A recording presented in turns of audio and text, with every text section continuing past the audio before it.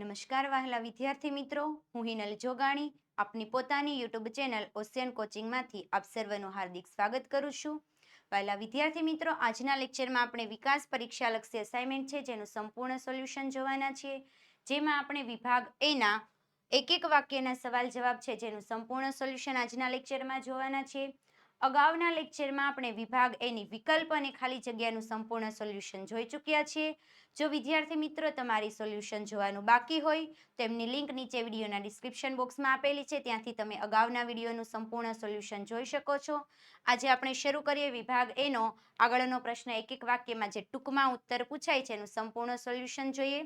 જેમાં વિભાગ એમાં પ્રકરણ નંબર 1માં ક્વેશ્ચન નંબર 1 કે હાઇડ્રોજન, મીઠું અને પેટ્રોલિયમ પદાર્થોને આંતરાણવીય આકર્ષણ બળની પ્રબળતાના ચડતા ક્રમમાં ગોઠવો.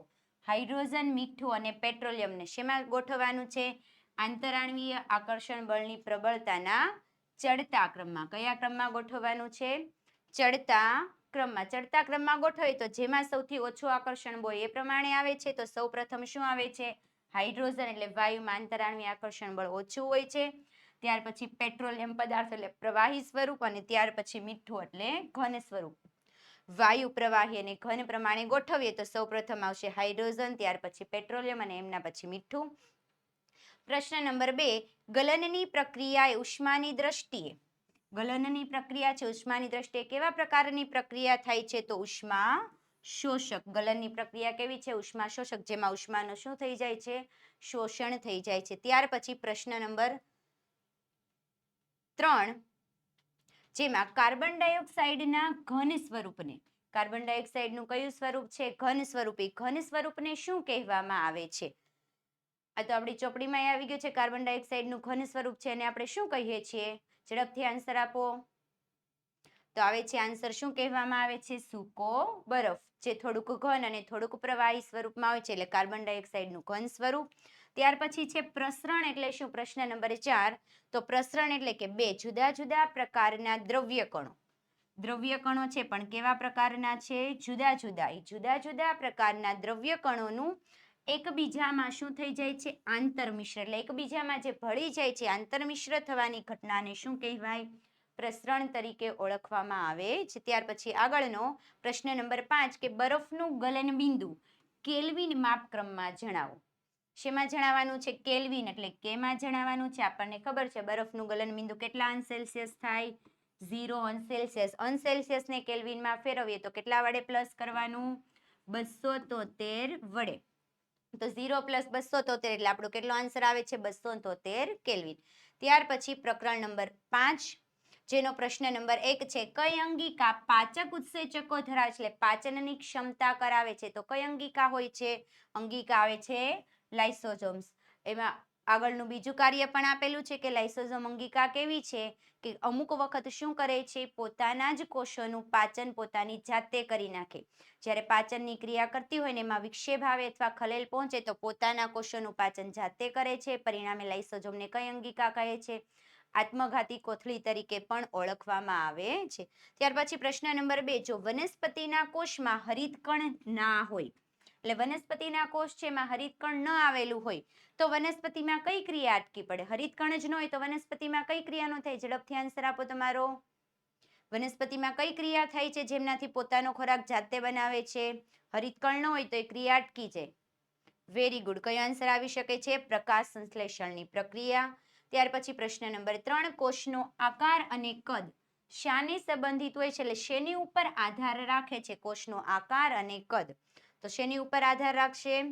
તેમના વિશિષ્ટ કાર્ય, એટલે કેવા પ્રકારનું કાર્ય કરે છે એમના આધારે એમનો આકાર અને કદ નક્કી થાય છે. બેક્ટેરિયા, ફૂગ, રિયોપર્ણ અને અંડકોષ પૈકી કયા કોષમાં કોષ દિવાલનો અભાવ હોય છે? કયા કોષ છે જેમાં કોષ દિવાલ જોવા મળતી નથી? વહાલા વિદ્યાર્થી મિત્રો, તમારો આન્સર તમારે કોમેન્ટ બોક્સમાં જણાવવાનું છે. 4 નામ આપ્યા છે, 1 2 3 કે 4. આ 4 માંથી કયો આન્સર આવી શકે? તમારે ફક્ત 1 2 3 ટાઈપ કરવાનું છે. 1 2 3 કે 4 જેમાં કોષ દિવાલ જોવા મળતી નથી. ઝડપથી આન્સર આપજો. કયા એવા કોષ છે જેમાં કોષ દિવાલ જોવા મળતી નથી? ઝડપથી. Very good. કયો આન્સર આવે છે આપણો? અંડકોષ, એટલે ઓપ્શન નંબર 4. શા માટે? તો અંડકોષ એ કયો કોષ છે? પ્રાણીઓનો કોષ છે. તો આપણે એમાં કોષ દિવાલમાં પહેલી જ લાઈન આપેલી છે કે જે પ્રાણી કોષ છે એમાં કોષ દિવાલ જોવા મળતી નથી. બેક્ટેરિયામાં, ફૂગમાં અને રિયોપન એટલે વનસ્પતિના કોષમાં કોષ દિવાલ જોવા મળે છે.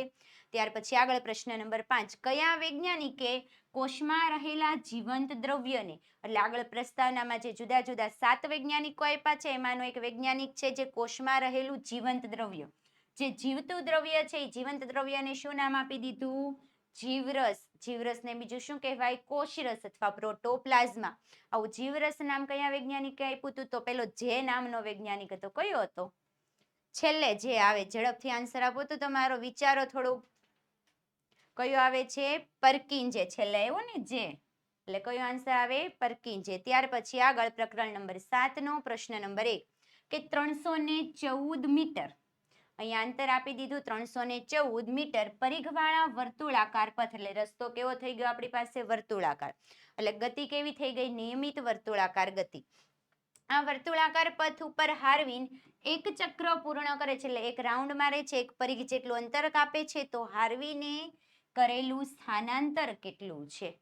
આવો સવાલ તો આગળ આપણે MCQ માં આવી ગયો આ ચેપ્ટરમાં કે કોઈ નિયમિત વર્તુળાકાર પથ પર જે અંતર કાપે છે એમને કરેલું સ્થાનાંતર કેટલું હતું? ત્યારે મેં કીધું હતું. ઝડપથી આન્સર આપજો. સ્થાનાંતર કેટલું હોય?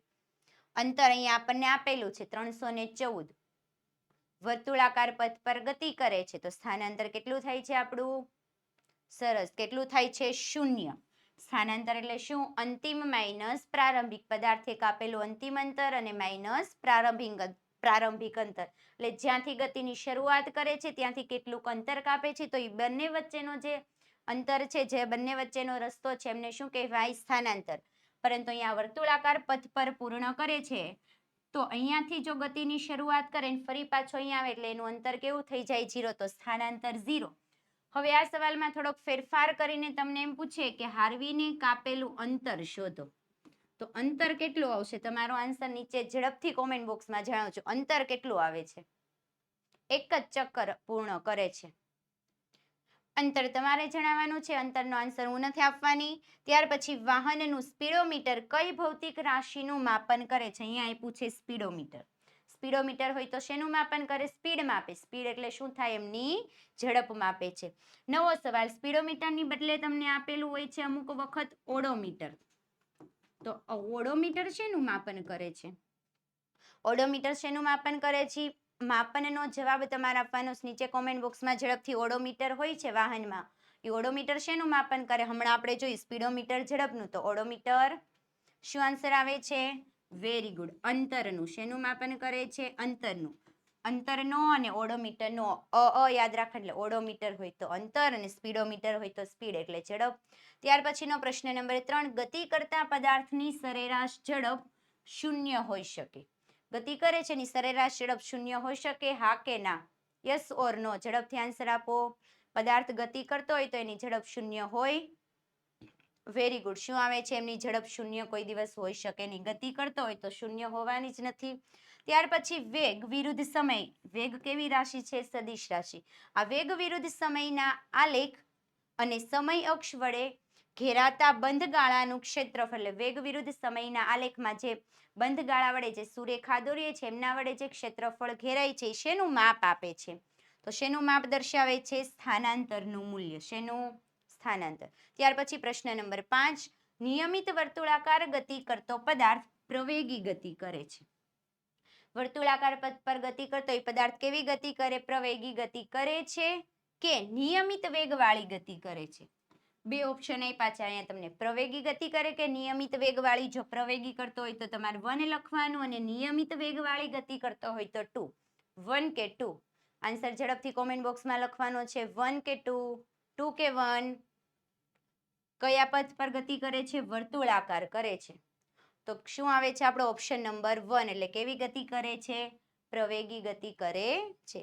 ત્યાર પછી જો વહાલા વિદ્યાર્થી મિત્રો, આ લેક્ચરમાં તમે આ અસાઇનમેન્ટનું જે સંપૂર્ણ સોલ્યુશન વિડીયો સ્વરૂપમાં જોઈ રહ્યા છો એ સંપૂર્ણ સોલ્યુશન જો તમારે PDF સ્વરૂપમાં જોઈતું હોય તો આજે જ પ્લે સ્ટોરમાં જઈને અમારી એપ્લિકેશન ડાઉનલોડ કરો, ઓશિયન કોચિંગ ક્લાસીસ, જ્યાંથી તમને આ સંપૂર્ણ સોલ્યુશન PDF સ્વરૂપમાં પણ મળી શકે છે. આ ઉપરાંત સંપૂર્ણ સોલ્યુશન PDF સ્વરૂપમાં મેળવવા માટેની લિંક નીચે વિડીયોના ડિસ્ક્રિપ્શન બોક્સમાં પણ આપેલી છે. જો તમારે વધુ માહિતી જોઈતી હોય તો કોન્ટેક્ટ નંબર 7046222254 પર અમારો કોન્ટેક્ટ કરો, જ્યાંથી તમને જો કોઈ પણ મૂંઝવણ હોય તો વધારે માહિતી પ્રાપ્ત થઈ શકે છે. ત્યાર પછી પ્રકરણ નંબર 8, પ્રશ્ન નંબર 1.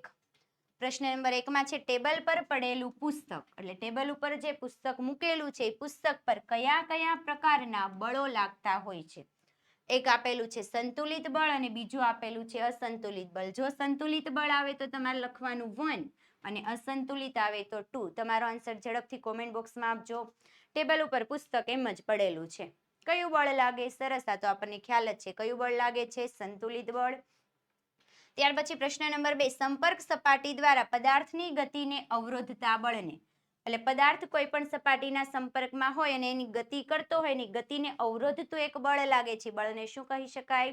તો આવે છે ઘર્ષણ બળ કહેવામાં આવે છે. ત્યાર પછી પ્રશ્ન નંબર 3, કોઈ પદાર્થના જડત્વનું માપ શાના દ્વારા નક્કી થાય છે? જડત્વનું માપ આપણે શેના દ્વારા નક્કી કરી શકીએ છીએ? તો પદાર્થના દળ. જે પદાર્થનું દળ વધારે એમનું જડત્વ વધારે, ને દળ ઓછું એમનું જડત્વ કેવું? ઓછું. બળના આઘાતનું SI એકમ, કયો એકમ લખવાનો છે? SI એકમ શું થાય? કિલોગ્રામ મીટર પ્રતિ સેકન્ડ અથવા તો ન્યૂટન ઇન્ટુ સેકન્ડ. ત્યાર પછી પ્રશ્ન નંબર 5, જે બાહ્ય અસર વડે પદાર્થની સ્થિર કે ગતિમાન અવસ્થામાં ફેરફાર થાય છે તે અસરને શું કહે? પદાર્થ સ્થિર હોય તો ગતિમાં આવે અથવા ગતિમાં હોય તો એમની ગતિમાં વધારો ઘટાડો થાય છે. એ બાહ્ય અસર વડે, એટલે બહારથી તમે કોઈક બળ લગાવો છો એ અસરને શું કહેવામાં આવે છે? તો કહેવામાં આવે છે શું? બળ. એટલે બહારથી આપણે બળ લગાવીએ તો જ પદાર્થની સ્થિર કે ગતિમાન અવસ્થામાં શું થાય છે? ફેરફાર થઈ શકે છે. ત્યાર પછી આગળ પ્રકરણ નંબર 12, પ્રશ્ન નંબર 1, એક જ જાતિ કેવી આપી દીધી? એક જ જાતિની વનસ્પતિને વિવિધ વિસ્તારોમાં અને વિવિધ આબોહવામાં, જાતિ એક જ છે ને જુદા જુદા વિસ્તારોમાં જુદી જુદી આબોહવામાં ઉગાડવામાં આવે છે. તો એ કયા પ્રકારનું લક્ષણ ગણાય? એમાં તમને 6 લક્ષણો આપ્યા છે. 6 લક્ષણોમાંથી કયું લક્ષણ ગણાય? જુદા જુદા વિસ્તારમાં જુદી જુદી આબોહવામાં ઉગાડો છો તો કયું લક્ષણ ગણાય છે? ને વ્યાપક અનુકૂલનતા અથવા વ્યાપક અનુકૂળતા, એટલે કોઈ પણ જગ્યાએ હોય ત્યાં વનસ્પતિ ઉગી શકે છે. ત્યાર પછી કઈ કૃષિ પદ્ધતિમાં કોઈ માનવ સર્જિત રસાયણોનો ઉપયોગ કરવામાં આવતો નથી? એવી કયા પ્રકારની ખેતી છે કે જેમાં કોઈ પણ રસાયણોનો આપણે ઉપયોગ કરતા નથી? તો કઈ ખેતી આવે છે? જૈવિક ખેતી અથવા તો સજીવ ખેતી, એટલે સજીવ કૃષિ અથવા તો જૈવિક કૃષિ, જેમાં કોઈ પણ મનુષ્ય બનાવેલા રસાયણો છે એમનો ઉપયોગ થતો નથી. ત્યાર પછી પ્રશ્ન નંબર 3, મિશ્ર મત્સ્ય સંવર્ધનમાં કઈ માછલી તળાવના મધ્ય વિસ્તારમાંથી, કયા વિસ્તારમાંથી? મધ્ય વિસ્તારમાંથી પોતાનો ખોરાક મેળવે છે. તો કઈ માછલી આવી શકે છે? રોહુ માછલી. કઈ માછલી? રોહુ, જે તળાવના મધ્ય વિસ્તારમાંથી ખોરાક મેળવે છે. અગાઉ આવો સવાલ આપણને આવી ગયો તો ખાલી જગ્યામાં પ્રકરણ નંબર 12ની પહેલી ખાલી જગ્યા ખાસ યાદ રાખજો. જુદી જુદી માછલીના નામ તળિયામાંથી ખોરાક મેળવે છે, મધ્ય ભાગમાંથી મેળવે છે કે ઉપરના ભાગમાંથી? આ સવાલ પરીક્ષામાં કોઈ પણ રીતે વિકલ્પ ખાલી જગ્યા ખરા ખોટામાં અથવા એક એક વાક્યમાં પૂછાઈ શકે છે. આ સવાલ IMP છે. ત્યાર પછી પ્રશ્ન નંબર 4, કઈ પદ્ધતિમાં સોયાબીન અને મકાઈ ખેતરમાં ચાંસ એટલે હરોળમાં ઉગાડાય છે? એટલે એક લાઈન કરવાની છે સોયાબીનની, બીજી મકાઈ, ફરી પાછી સોયાબીન ને ફરી પાછી મકાઈ. તો એવી પદ્ધતિમાં એક પછી એક એકાંતરે પાક ઉગાડવામાં આવે છે. અને કઈ પદ્ધતિ કહેવાય? તો એને કહેવામાં આવે છે આંતરપાક ઉછેર પદ્ધતિ. કઈ પદ્ધતિ? આંતરપાક ઉછેર પદ્ધતિ. પ્રશ્ન નંબર 5, પાકની જાતોમાં ઈચ્છિત લક્ષણો, એટલે તમારે જેવી ઈચ્છા હોય એવા લક્ષણો લાવવાના. ઈચ્છિત લક્ષણો શાના દ્વારા ઉમેરી શકાય છે? એમાં શું કરો તો ઈચ્છિત લક્ષણો ઉમેરી શકો? તો શું કરવામાં આવે છે? એમાં સંકરણ દ્વારા, એટલે નવી નવી જાતો ઉગાડવાની. જો જુદી જુદી જાતોનું સંકરણ કરો તો એ સંકરણ દ્વારા આપણે શું કરીએ છીએ? ઈચ્છિત લક્ષણો ઉમેરી શકીએ છીએ. ત્યાર પછી આગળ વધતા પહેલા જો વહાલા વિદ્યાર્થી મિત્રો તમારે અમારા અવનવી અપડેટ જોઈતી હોય, અવનવા સોલ્યુશન જોઈતા હોય તો આજે જ અમારી સાથે વોટ્સઅપ ગ્રુપમાં જોડાઈ જાઓ. વોટ્સઅપ ગ્રુપમાં જોડાવા માટેની લિંક નીચે વિડીયોના ડિસ્ક્રિપ્શન બોક્સમાં આપેલી છે, અથવા વધુ માહિતી માટે કોન્ટેક્ટ કરો 7046222254 પર. વહાલા વિદ્યાર્થી મિત્રો, આજે તમને અમારો આ વિડીયો પસંદ આવ્યો હોય તો લાઈક કરો, તમારા જુદા જુદા મિત્રો સુધી શેર કરો, અને મારી યુટ્યુબ ચેનલમાં નવા હોય તો ચેનલને આજે જ સબસ્ક્રાઈબ કરો. આજના લેક્ચરમાં આપણે વિભાગ એના એક એક વાક્યના સંપૂર્ણ સોલ્યુશન જોયું છે. હજુ આગળ ખરા ખોટા અને જોડકાનું સંપૂર્ણ સોલ્યુશન જોવાનું બાકી છે. તો આપણે નેક્સ્ટ લેક્ચરમાં મળીએ, ખરા ખોટા અને જોડકાનું સંપૂર્ણ સોલ્યુશન જોઈશું. અસ્તુ. જય હિન્દ, જય ભારત.